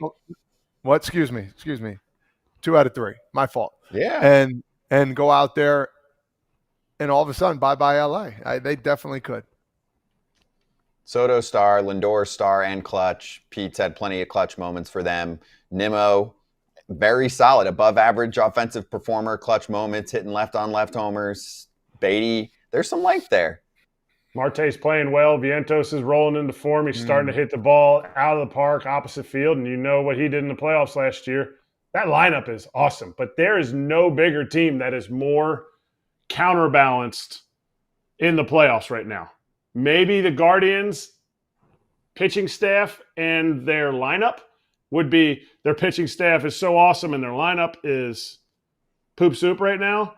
The Mets are the other way. Their lineup is could be really devastating, and their pitching staff is poop soup. Yep, we just saw it. I mean, against the Cubs. So let us know your thoughts, most scary lineups. And we talked about the Phillies and Bryce and company. You can experience the full 2025 season and schedule and take on the World Series with those 2025 live cards that we were showing you throughout. Go give it a shot. MLB Rivals is the game. It features baseball legends as they now have the deal with the National Baseball Hall of Fame. And those are available as brand new cards. So you can get the game that's chosen by Bryce. Bryce is the cover boy, the two-time NL MVP, by downloading MLB Rivals in the App Store for free. In baseball, one thing defines your legacy: the Hall of Fame, a place reserved for immortals, the chosen few who have sacrificed, fought, and bled for the game. Harper with a rainmaker! With every swing, every play, every challenge faced. Harper is not happy about that. It's about achieving greatness that echoes through time. And now is your time to rise to the challenge, chase immortality, and become a legend. Download MLB Rivals.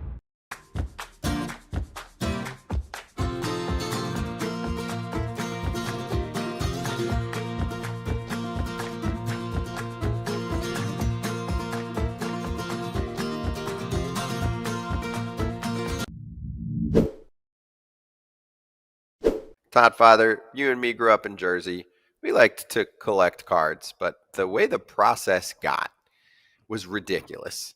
You open up a pack, there's a bunch of cards you don't care about. Then you want to get certain ones graded. Takes forever, right? Then you want to maybe sell one. It's such a to-do. Arena Club has been the solution for us. Arena Club has been a solution for everybody. You go online, go to Arena Club, and you check out what they have. Put a little cash down, you might get one of the best cards that you've ever seen in your life, an autographed card. And guess what? If you don't like the card, easily you could sell it back and make a little cash. You never know what to expect. It's a cool way of doing it. You're going to get a surprise every time. And if you're into cards, this is something you really need to get into. Right now, you can get 20% off your first slab pack or card purchase by going to arenaclub.com/foul and use code FOUL, like Todd Father's talking about with those slab packs. Every pack has a grail that's at least 20x the price of the pack. Check it out. Hey, Yankees-Giants opening day next season on March 25th on Netflix, standalone game. I like having one game to start off the season. So I like that portion of the equation. I don't like when there's a bunch. I like it's like everyone's dying for baseball. You get one game, right? And everyone dials in just because they want to see ball. And then the rest of the teams follow. Do you guys agree? Agree. It's Should like, be the it's Reds, like, though. yeah, well. Should be Sure. what? Should be the Reds. For years, the Reds would play the first game of the year. Why? No, I don't believe in that. You don't believe in that? Oldest The team Reds in always the league? get the Reds always get the They always home. get the first home game. Always I'm okay home with game. that. I'm okay with that. I don't think that the Reds are the ones that get to be the showcase every single year. No, sorry. Okay. I agree. But home, yeah, yes. They had the parade, the whole deal. We were there this past season. It's freaking awesome. But I'm saying for the game to showcase itself nationally, I think to only pick one team just because they were whatever the history is, I think it has more to do with just them having the home game to start the year. If that's the case, Rutgers and Princeton should be playing college football games the first game every year. And nobody besides us, Scott, want to see that. So because they're a little salary cap strapped. Kratz, if you didn't know, Rutgers and Princeton were the first ever college football game ever to play ever. So there you go. And those schools are located in New Jersey, Kratz. That I knew.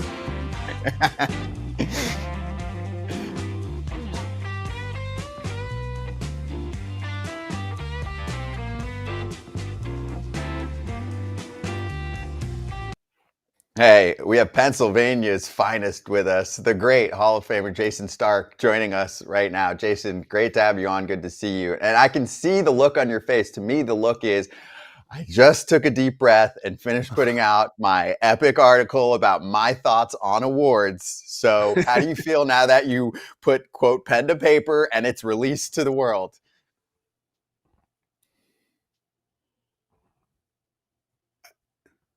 Oh, no. Jayson, you there? Oh, hey, I'm back. I'm sorry. You guys frozen No, me. you're I've good. had some internet issues here. You're good. Yeah, it's a relief to actually get that thing written. It's not a relief to actually read the comments because you guys know how this works. When you make picks, I feel like 99% of America disagrees with every pick. Like they're sniping about how could you put this guy in the 10th slot in your AL MVP, right? So that's kind of the fun of it, the debate, but it's overwhelming how people react to every little pick.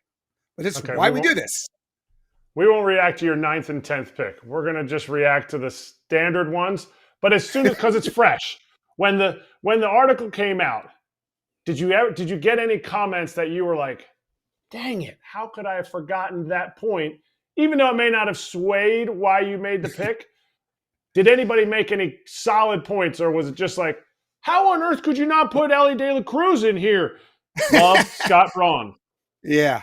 All right. Well, if we're just going to talk about who won, I would say nobody has raised anything that I hadn't thought about because I'll be honest, man, I give this so much thought. I really try to think about everything so I'm ready for that stuff. And I don't even have an actual vote on AL MVP, but it was hard to sleep for a few nights there just thinking it through because I really wanted to vote for Cal Raleigh. I wanted to pick that guy. I couldn't get there. I thought I would, but when I really looked at it, I couldn't get there. And I feel awful about that part. So that's not a thought process situation. That's just purely my emotions as someone who appreciates something special, something historic, something great, but didn't vote for that guy who did that thing. Why couldn't you get there? And how close did you get there? Like, what factors made you get that close, but why couldn't you quite get there? Well, I wasn't a catcher for a living. I'm thinking that's probably one of your criteria. But I actually went into the process thinking I'm going to pick Cal Raleigh. I'm going to make sure I talk myself into Cal Raleigh. And then I couldn't do it. See, when we talk about history, it's a lot easier to follow history when you're counting home runs.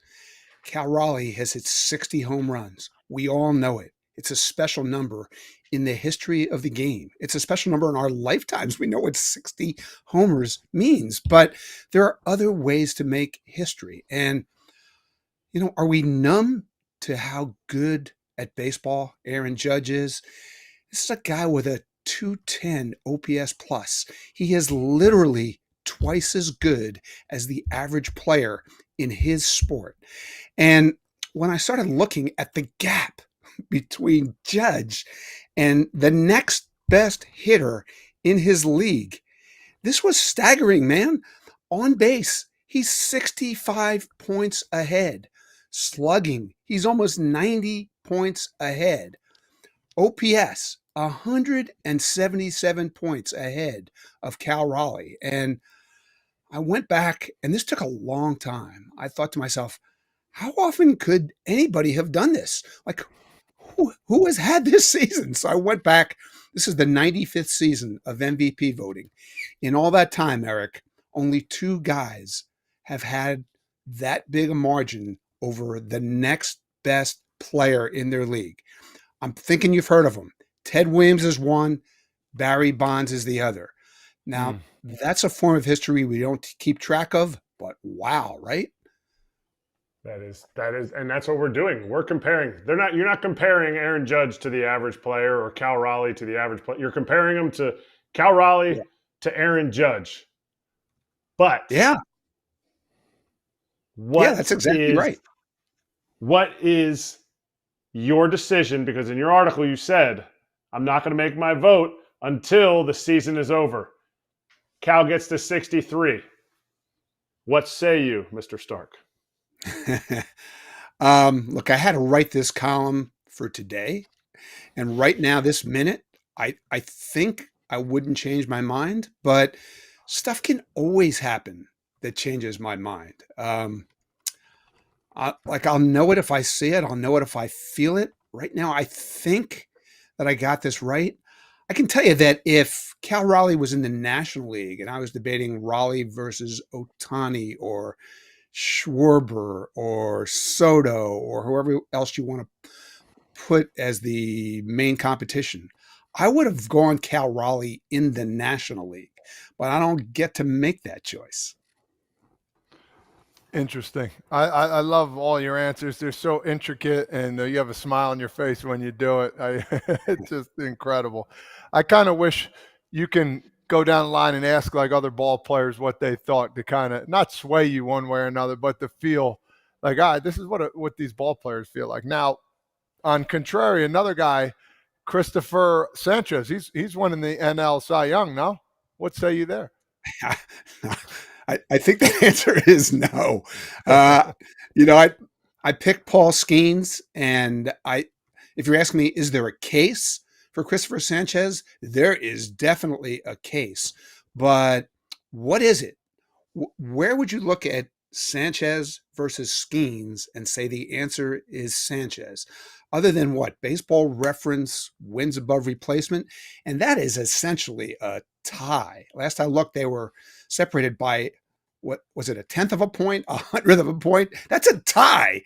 Look at everything else. ERA, strikeouts, strikeout rate, whip.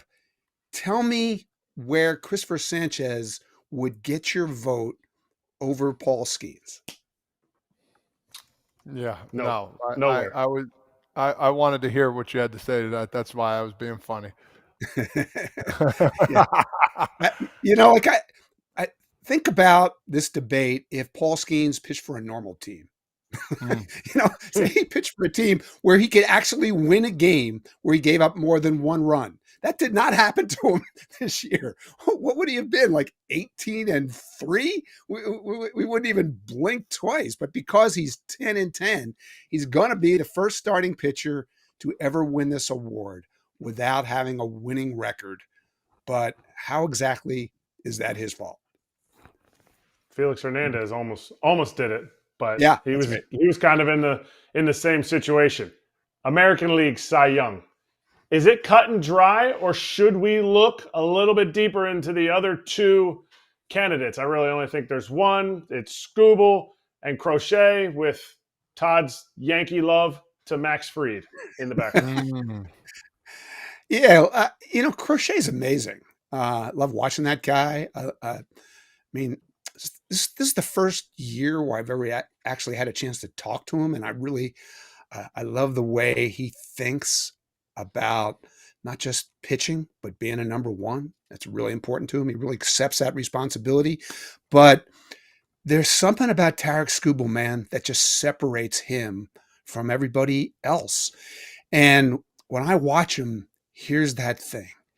He's that rare guy in our sport who has no fear of the bat. He doesn't fear anyone or anything. And all he does is fill up the strike zone and nobody can hit him. This is the most simple way to explain that. He throws the highest percentage of pitches inside the strike zone of any starting pitcher in the sport.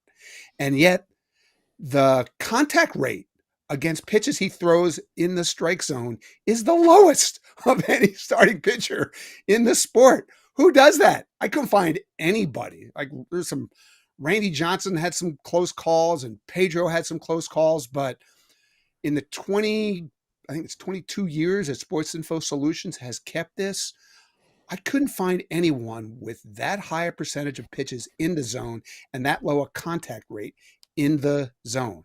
He's amazing to me, and it all starts with that. Jayson, give us something else that you really enjoyed writing about award-wise within the article. Tell me who the American League Manager of the Year is. I don't have an answer for you on that one. I've changed my mind 7 times this month. What's the right answer? Guys, what do you think? Todd, Kratz, do you guys have an answer? I would say I would go with. I'm just drawing a blank here, but I go with the Mariners manager. The way they exceeded. Dan Wilson, that's a good pick. Yeah. And I think John Schneider's a good pick too with the Jays. Kratz, what do you think? Why is That's my first ever roommate. Like you got to go with your first ever roommate. We snored together. This is why he can never vote on anything because he's biased. He can't be biased. He was roommates with everyone, Jason. Well, I actually don't we think the answer is Stephen Vogt if they complete this comeback? And that would mean it would be the first year in the history of Manager of the Year voting that the same 2 guys won 2 years in a row. I mean, I think that's where it would wind up, but it's impossible. This is always impossible. Manager of the Year, never been more impossible than this. Wow. All right. Well, give it to us. You got 1 vote this year. You're NL MVP. I've got NL MVP, and you're not going to get me to give this up because I haven't. He's not allowed. I'm not allowed. Can you give us the top what you see as the domineering traits of the guys that are in the top 5 for the NL MVP? Okay, well, I did write a lot about that Shohei Ohtani guy. Just amazing to me how good he is at so many things before we even get into the pitching part, where he's got a higher strikeout rate than Paul Skeens. Okay. So there's that. But then when you start ticking through the other candidates, Kyle Schwarber, what's the metric that measures Kyle Schwarber? I'm always afraid that my fellow voters are hung up on wins above replacement when they vote, and that's all they look at. And so no DH is ever going to be that guy who blows you away in the wins above replacement column. And yet the value of Kyle Schwarber exceeds his wins above replacement. It exceeds 56 homers. He's the man on that team, one of the best teams in the sport. And we should all keep that in mind. I looked long and hard about Juan Soto because he's having a year between the on base, the power, and all the stolen bases that only Barry Bonds has had. And I don't know exactly where he lands on the ballot, but it's going to be high no matter what happens to the Mets. And then Geraldo Perdomo is a guy, I think it's clear now. We don't talk about him enough. I know that's not true in this show, but if you ask me who's the most underrated player in baseball right now, today as we're talking, I think he's the answer. So I'd probably start with those 4 guys, but it's never easy to vote on these awards. That's a great call. I agree with you. I think Perdomo's the most underrated player in the sport right now for what he's putting together. I got one more for you on the awards, and we'll finish with the clinching scenarios for you. I love that you do the LVP and the Cy Yuck. I know it's not always easy to put that together, but hey, we're analyzing the league, the good and the bad. I'll mostly leave it for people to actually check out the article, but can you give me one out of the 4 that you picked out? Yeah. The LVPs were especially hard this year, and I could not settle on an American League least valuable player. I had a few that I did the work on, including reaching out to executives on their team. Of course, they all talked me out of it. And then I made this incredible discovery that the starting center fielder in the All-Star game for the American League, Javi Baez, has been the worst offensive player in the American League since that day. This guy has walked 1 time since June 24th, guys. 1 time. He's got a 52-1 strikeout to walk ratio and a weighted runs created plus since the break. Are you ready? Of 32. 32. Mm-hmm. The average player in his league is 3 times better than he's been in the second half. And I didn't want to pick on him, even though I've given him this award before, but when his team is in the midst of this epic collapse, picking Javi Baez kind of makes him the symbol of that collapse. Not to say he's to blame for it, but that's how I got there. A lot of scenarios going on this weekend here. Which one are you more intrigued on? I mean, the Yankees and the Blue Jays, whoever loses is going to find his way to be the top team in the AL. You got the Tigers, you got the Red Sox. One of those teams could be essentially kicked to the curb if they lose 2 out of 3 and Houston wins. Talk to me about this weekend and what you think, man. This is going to be a fun weekend. Do you guys root for chaos? I do. Yeah, I just want to know. Yeah, big time. Right.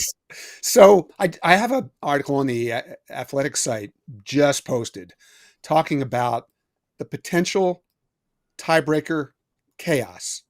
And so I did this just because I was confused myself. So I started writing down every possible scenario. And then it came to me, we could have a 4-way tie. There aren't 4 spots left, but the Guardians, the Tigers, the Red Sox, and the Astros could all wind up with the same record. And I thought I knew how everything worked, but I wasn't 100% sure. I had to check with Major League Baseball on that. But think about it. Couldn't you see the Astros sweeping the Angels in Anaheim? I could. Couldn't you see the Tigers and Guardians both winning 2 of 3 this weekend, which would mean the Red Sox would win 1 out of 3? If that happens, they all have the same record. So you want to know how we sort it out? I figured it out. First thing we do, we would break the tie in the AL Central. The Guardians hold that tiebreaker, won the season series from the Tigers. And then we've got a 3-way tie with the Red Sox, Tigers, and Astros, but only for 2 spots, the 2 and 3 wildcard spots.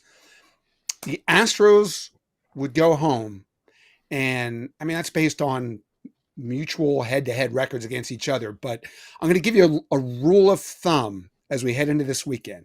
This is tiebreakers in 15 seconds. In the American League, the Astros lose every possible tiebreaker. In the National League, the Reds win every possible tiebreaker.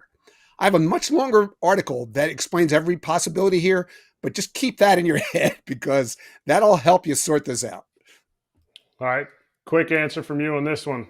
Do you regret writing the article partway through the year about Cal Raleigh and me being parallel players, or has it really come to fruition like you thought it was going to?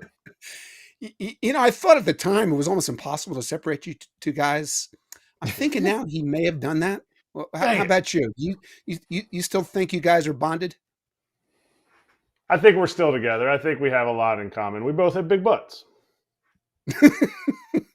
Yeah, that's a different noted big-butted power threats. Love that.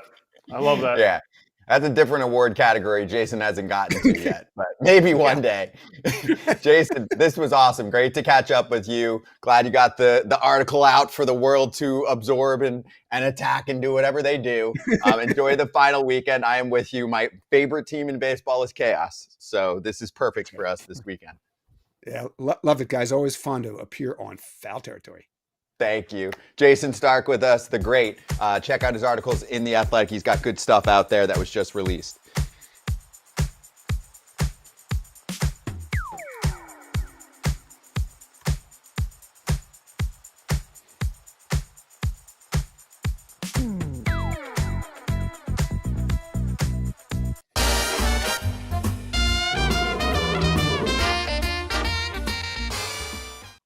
This is it, people. This is it. Second to last day of the regular season for us, because we don't bet on weekends. I mean, we do, but we don't have the show. Very successful. Todd Frazier, you got to be proud. I know you weren't on yesterday, but you've had a really banger couple years here now. Your boys all came through last night, and then Pruszinski, of course, dropped his classic $2,000 5-star bet last night. So, Todd, don't let him take you. Don't let him take you. Beat him today. That's just really I don't even count that. You can't count that. The guy is like 3 for 89. Like, how do you even want to follow somebody like that? You know, You not are for nothing. allowed. There are limitations. I just will say, like inside betting, you can't just throw any number out there. You'll get capped, but you could throw most accounts. You could throw a 2K up there and be fine. Oh, So just throwing easily. it out there. Yeah, easily. 200, No. you're pushing it, but two, you I can get do it. it. So, well, But- okay, then what are you going to do? Are you going to try to beat them, or are you just going to play your game?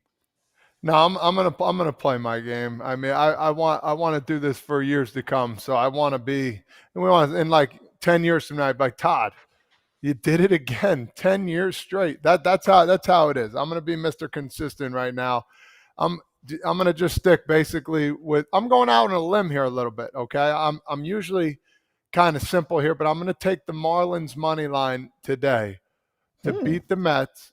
I got Sandy doing crazy things today. I got a low scoring game. I should have did that, but I'm not. I think the Marlins come away, 3-2, 4-3 victory with Sandy understanding what is on line right now. So Marlins money line plus 115, 300 to win 345. Okay. We got a minute to go. Kratz, is yours quick, or do you want to wait for the next go round? Okay, go. Yeah, I'm going to take the first 5 with Trevor Rogers going against the Yankees. I think maybe the Yankees get him late, but I like Trevor Rogers. So first 5 money line, and I'm parlaying that with Jason Alexander getting the first win with 5 or more strikeouts for the Astros against the Angels, who strike out a ton.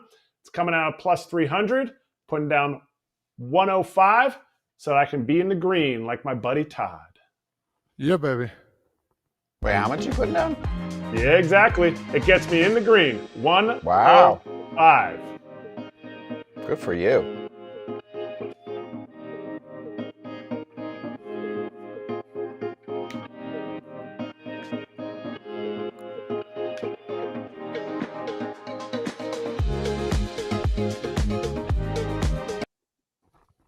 A few minutes here. I want to go over matchups for the weekend. What are you looking at?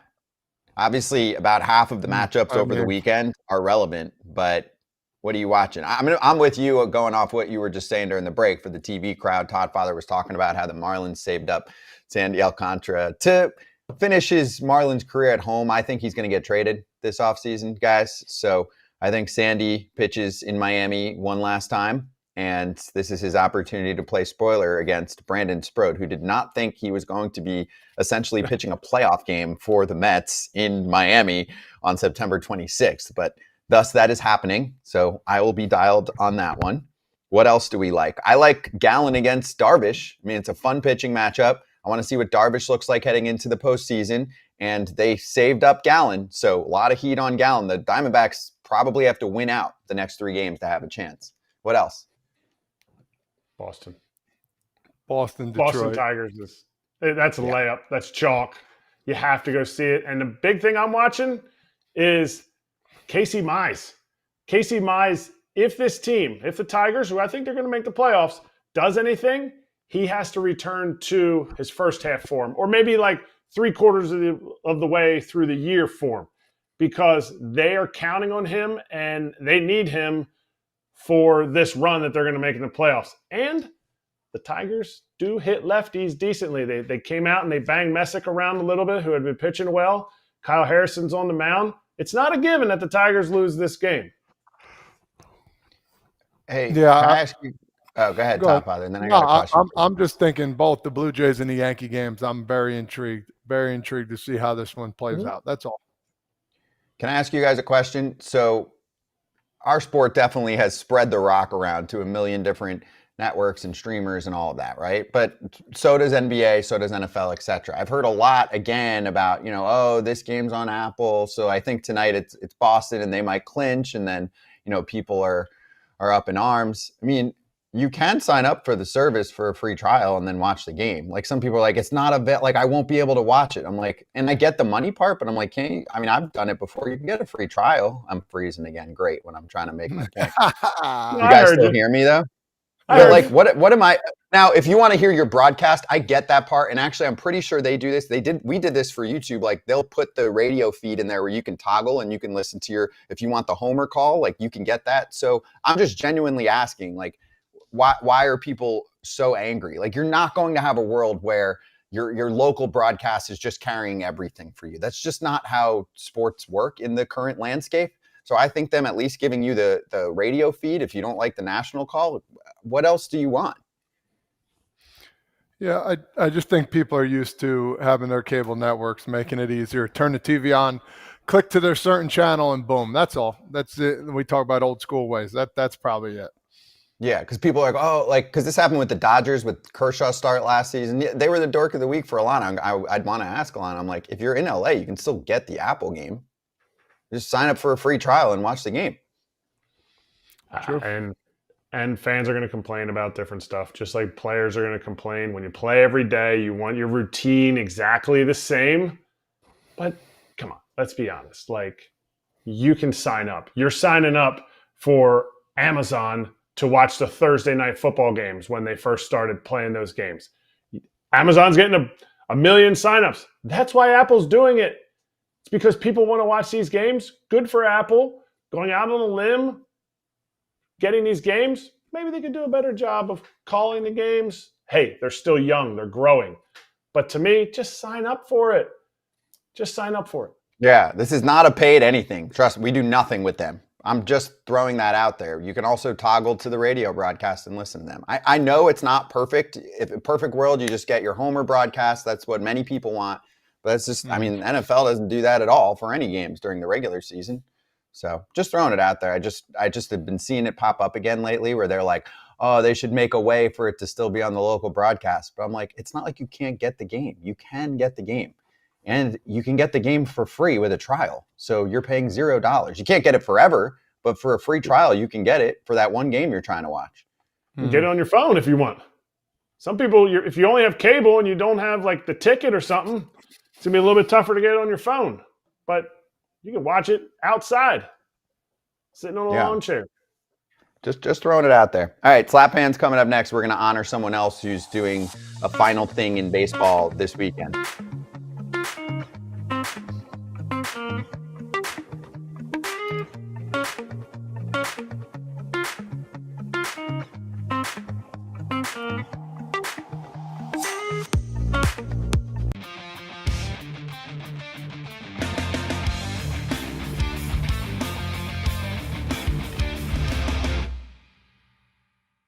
What's up, my people of FT? It's your boy Parlay Pap coming to you this Friday. Gonna get some Friday cheese, baby. So, pretty much it's simple for me today. You got the Giants playing the Rockies. We already know we're gonna take the Giants in the money line. That's one leg of our parlay. We got 2-leg parlay today. And second leg, we are going Shane Bieber and the Blue Jays. I think the Blue Jays reports out there are that they still want to win this division. And they're going to fight to win this division. So Shane Bieber was pushed back from the Red Sox yesterday to today.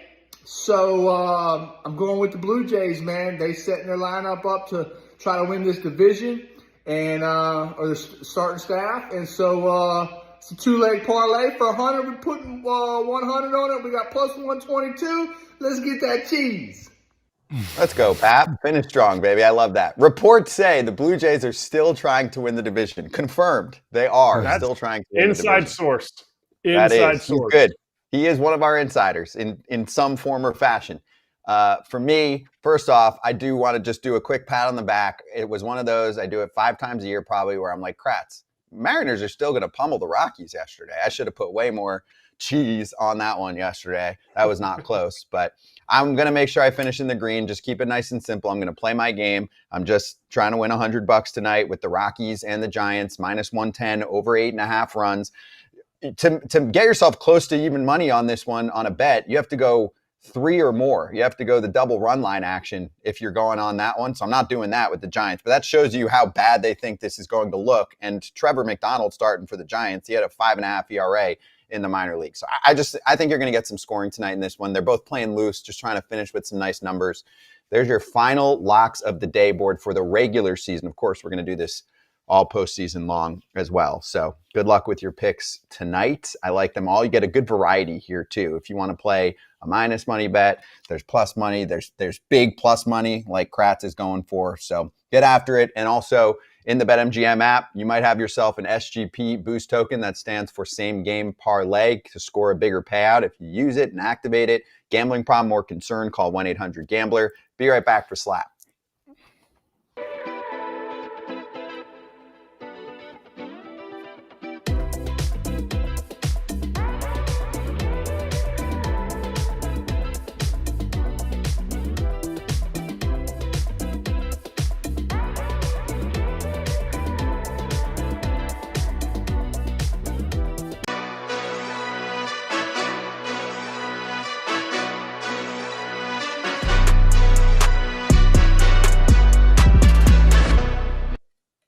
All right, 2 things to do quick here for Slap, or make it 3 things to do, I guess. Ohtani, best-selling jersey, 3rd year in a row. Shocker. There's your list of the top 20. Screenshot it if you want to take a look. Number 2, Andy in the chat said, hey, don't forget to give Bob Carpenter flowers doing his last games this weekend, and I absolutely will. We'll get him on in the offseason. I love Bob. I'm sure you've seen him in the booth or something, Todd Father. He's nice as can be. He's been in the game for a while. I love his calls. I think he's got like a really homey feel, the way that he's called Nats games for a long time. So cheers to him. His sign-off, too, at the beginning of the season, telling everyone why. He's like, I got a new job. It's to be a dad and a grandpa. It was just, I think it went viral. It was great. So, Bob, we love you. Congratulations. They're going to do a ceremony on Saturday, and then we'll try and get him on at some point, maybe in the offseason, to cap it off. Kratz Hatz on the way out on a Friday. American League East champions. Call me on Monday. Oh, my God. Todd, right or wrong? I just threw up in my mouth. They'll find a way to mess it up. Yankees find a way to get through. Wow. It's a lot on the line. You want to buy? You want a little home field action? Need it.